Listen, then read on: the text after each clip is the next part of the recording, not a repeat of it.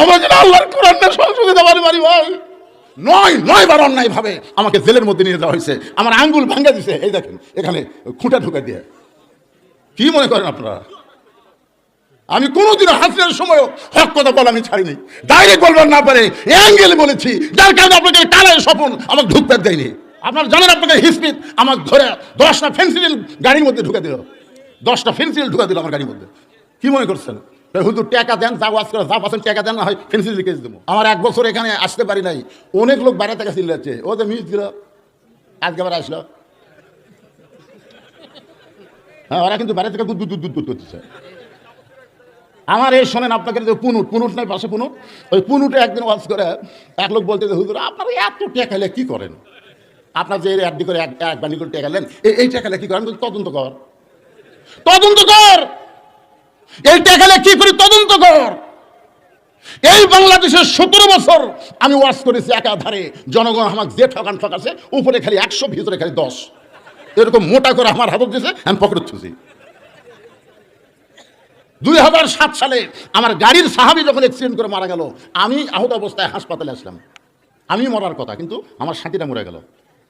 তখন বাড়িতে আসলে আব্বা করছে, কে রে বক্তা, তুইও যদি মরে যাস তোর নাম গন্ধ পৃথিবীর থাকবে, তখন ইউটিউব নাই, ফেসবুক নাই, কোনো কিছু নাই, যেটার ওয়াজ সেটি শেষ।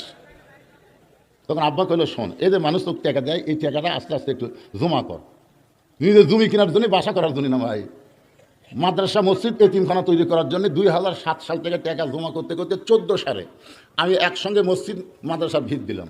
তখন আমার জায়গা ছিল 12 শতক, এখন জায়গা হচ্ছে 235 শতক। সমস্ত জায়গায় হলো আল্লাহ লা ইলাহা ইল্লাল্লাহ মুহাম্মদ রাসূলুল্লাহর নামে ওয়াকফ করা। ওখানে 1 শতক জায়গা মান নাই। মহিলা মাদ্রাসায় 70, ছেলে মাদ্রাসায় 70 জন, বাচ্চা লেখাপড়া করে 9 জন শিক্ষক বাবুর্চি। সমস্ত টাকা কারো কাছ থেকে 1 টাকা ভিক্ষা না, দান না, সদকা না, সমস্ত টাকা হলো এই ওয়াজের টাকা। ওয়াজ করে যে টাকা পাই সেই টাকা দিয়ে এবার আবার আল্লামা সাইদি হুজুরের নামে একটা অডিটোরিয়াম কনফারেন্স হল তৈরি করছি, যে হুজুর শহীদ হয়ে গেছে তার নামে একটা স্মৃতি করি। এই টাকাগুলো তো আপনাদেরই, এমনি দেন না তো, ওয়াজ করার পরে দেন, আর সেই টাকাতে আমি কাম করি। তদন্ত কর, কি কোন তদন্ত দরকার আছে না নাই? আমি সেইবারে কি জন্য আসতে পারি নাই? আপনি জানেন কি জন্য আসতে পারি নাই? বগুড়ার জ্বর ছিল, তার বাড়ি ছিল রংপুর হারাগাছ। ওয়াজের দিন 10টার সময় তাহলে থানার ওসি সাহেব আমার মাদ্রাসায় অ্যাটাক করছে।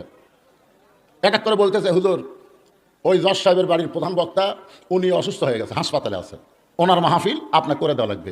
আমার মাহফিল আছে, বেশি কথা বলে এখনই ধরে দেবো। 2টা কেস দিয়ে তুই 15 দিন বন্ধ করে তুই চম্পাড়া করবেন। হাসিনার সময় আমরা কি বিপদে ছিলাম ভাই।